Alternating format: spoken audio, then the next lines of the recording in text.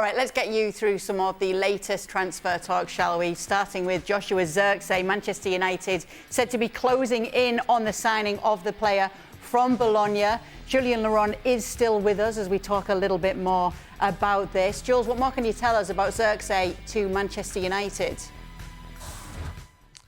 Yeah, it seems that it's getting closer now. We know that what made the deal to Milan not happen was the agent commission, that Milan didn't want and could not agree with Kia Joorabchian, who is Zirkzee's agent.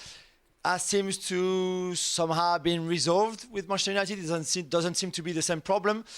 And Zirkzee is happy to go and work with Ten Hag at United. So this one, for a release clause of 40 million euros, so 35 million pounds, for a young player, young striker, who's not a clinical finisher in the sense that somebody who's going to get you 40 goals a season, but can do so many other things, so many great things with the ball, as we saw in Bologna, in a very fluid team.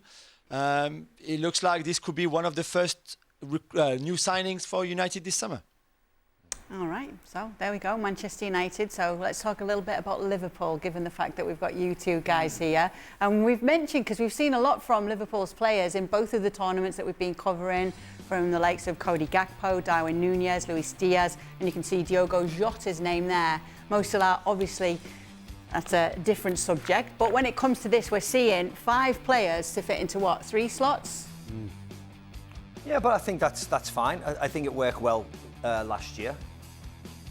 The amount of games Liverpool are going to play competitive, and now they're back in the Champions League, I think it'll be fine. They'll be involved in all cup competitions. They'll want to go far in all cup competitions. Of course, 5 into 3 doesn't go, especially when you've got some of the academy kids, the youngsters wanting to push through as well. But I think you need those type of numbers, to be honest, in a forward positions if you want to go far in competitions. So who's starting? Who's your 3? It will probably be Mo, Luis Diaz. Maybe Jota, I think. Maybe Jota. That was on, if you looked at the end of last season. Gakpo's had a really good summer, but I mean, this is a new manager, new situation, new coaching staff, new sporting directors are back in. You don't know what they're looking forward to, but I certainly think Mo's certainly the favourite. Darwin was a little bit behind, whether he'll keep on improving, let's hope so. What do you reckon? Gakpo not said enough, not made enough of a statement to make it a starting position? It's very difficult to try and figure out what the manager's thinking. You know, had Klopp been starting this season, then all of those players would probably know where they are in the pecking order. Just because of the, you know, Klopp's not going to wake up one morning and go, oh, I know what I'm going to do. You know, the fact that it's a new manager, other than Mo, I think the rest will be thinking, I've got a chance here. So you're a manager. And you don't know what formation he's going to play as well, Kay. You know, Jurgen played three up top like that. You never know what Arne Slot's going to do. I mean, we presume he's going to carry on, but you don't know. He might say, I want 2 up top, I want a big man and a small man. You just don't know. No, aye. Because, you know, the new manager coming in will absolutely have seen what Klopp did, but will have slightly different ideas. And if he has slightly different ideas, that means that maybe Darwin Núñez comes into it. Maybe he wants a proper centre-forward, a sort of hybrid between a new type of centre-forward, but an old-fashioned one as well. I mean, you don't. It depends on what's going through the manager's head. But the one thing guaranteed is that all of those players that we put up there, including Mo and others, know because it's a new manager, I've got a chance of getting in this team. And all I've got to do is make sure I train well, I train hard, and I show well when the game comes around. If I'm doing that, he can't keep me out.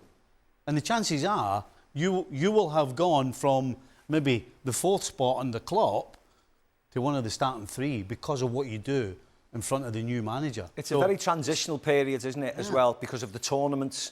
Liverpool are back in pre-season training now. So the new manager is working with a lot of the players that are available to work with.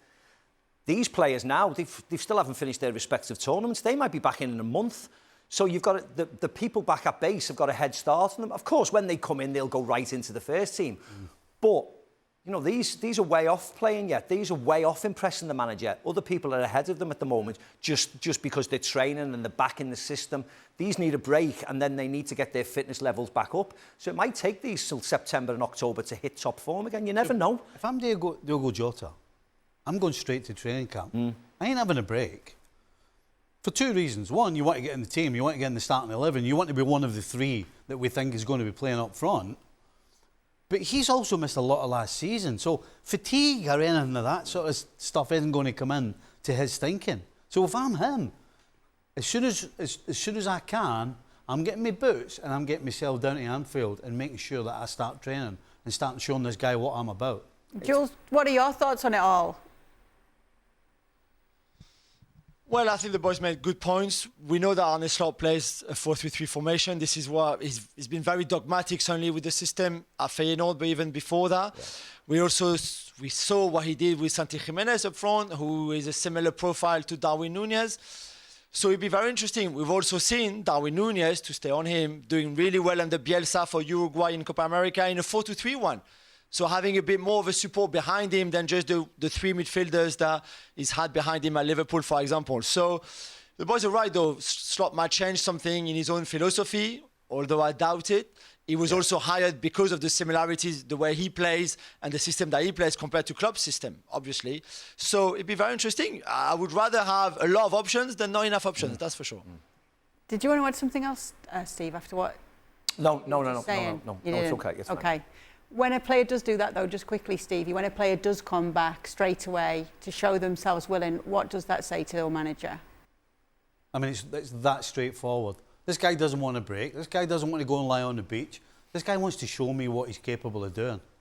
And when you do that, you always push yourself a little further forward because that's straight away in the manager's brain. And as far as you know, Jules is saying, well, he always plays three. Any coach worth his salt, when he sees what's available to him, if it suits the team better and he's going to get more out of the team and ultimately he's going to win games and be more successful, then he will manipulate that. And so it might change to what he was talking about with a Núñez up on his own with two just slightly tucked in. I mean, any proper coach or any real coach worth his salt will use what he's got to the best of their ability, unless you're Gareth Southgate. Why did he have to bring it back to England? Why did he have to bring it back to England? I had a decision to make. Do I bring it in or not? Yes, of course. You had a decision to make as to who's going to make the final between England and Netherlands, and you picked England. Yeah. Yep, so. Because he wants them to lose in the final, you see. I know. Maximum disappointment he wants. Isn't he horrible? Isn't he horrible?